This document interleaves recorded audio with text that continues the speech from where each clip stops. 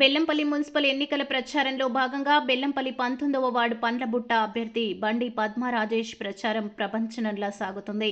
వార్డులోని పలు బస్తీలో ఆమె నిర్వహించిన పాదయాత్రకు ప్రజల నుంచి అపూర్వ స్పందన లభించింది. అడుగడుగునా మహిళలు హారతులు పట్టి భారీ మెజార్టీతో గెలిపించుకుంటామని భరోసా ఇవ్వడంతో ఆమె ప్రచారం గెలుపు దిశగా దూసుకుపోతుంది. ఈ సందర్భంగా వార్డు సమగ్ర అభివృద్ధి కోసం 10 సూత్రాలతో కూడిన తన ప్రత్యేక ప్రణాళికను ఆమె ఓటర్ల ముందుకు తీసుకొచ్చారు. వార్డు రూపురేఖలు మార్చే లక్ష్యంతో బండి పద్మ రాజేష్ పలు కీలక హామీలిచ్చారు.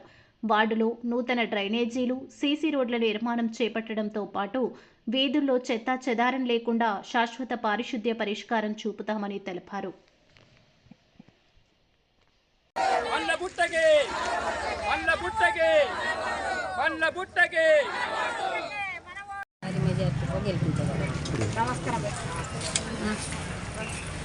నా పేరు బండి రాజేశం.